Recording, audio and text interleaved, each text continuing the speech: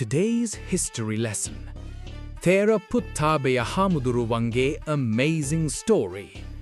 මචං ඉතිහාසයේ ඉදපු මහා යෝධයෝ සෙට් එකක් ගැන කතාවක්. ඔය කියන විදිහට තේර පුත්තාබය හාමුදුරුවන්ගේ ශක්තිය කොච්චරද කියනවනම් පොල්ගහට පයින් පාරක් ගැහුවම ගහේ තියෙන ඔක්කොම පොල් ගෙඩි ටික එක පාරටම බිමට වැටෙනවා.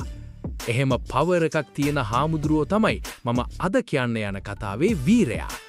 දවසක් ගෝඨයිම්බර යෝධයා හොරෙන් පන්සල් වත්තේ පොල් කඩ හිටියා. හාමුදුරුවෝ දන්නේ නැහැ උඩ ඉන්නේ ගෝඨයිම්බර කියලා. ඉතින් සිරිත පරිදි හාමුදුරුවෝ පයින් ගහට පාරක් දුන්නා. පාරේ සැරට ගෝඨයිම්බර උඩ ඉඳන් බිමට වැටිලා කෙලින්ම බ්ලැක් අවුට් වුණා. හාමුදුරුවෝ දැක්ක මේ ඉන්නේ ගෝඨයිම්බර කියලා.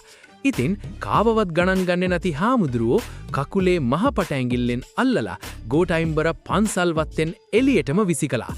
ගෝඨයිම්බර සිහිය ආව ගමන් රජ්ජිරුව ගාවට ගිහින් අඬාගෙන සීන් එක කියවා. රජ්ජිරුව සෙට් එකත් එක්කම හාමුදුරුව හම්බෙන්න ආවා. යුද්ධෙට යන්න අහන්න. හාමුදුරුව කිව්වා ගුරු හාමුදුරුවන්ගේ අවසරය තිබ්බොත් මට ප්‍රශ්නයක් නැහැ කියලා. සිවුර ගෞරවයෙන් ගලවලා යුද්ධෙට බැස්සා. ගෝඨයිම්බරලත් සෙට් වෙලා සතුරට ඇට්ටි හැලෙන්න දීලා යුද්ධෙත් දිනලා ආවා. අන්තිමට රජ්ජුරුවෝ සිංහාසන ගත වුණාට පස්සේ උන්වහන්සේ ආපහු සිවුරු දරාගෙන ගිහින් මහා රහතන් වහන්සේ නමක් වුණා. මචං එදා හිටපු වීරයන්ගේ පවර් එකයි විනයයි කියන්නේ මේකට තමයි. හාමුදුරුවන්ට උපරිම ගෞරවයෙන් මේ කතාව මතක් කරමු. කට්ටියම ෂෙයා කරලා පෝස්ට් අප් කරගමු.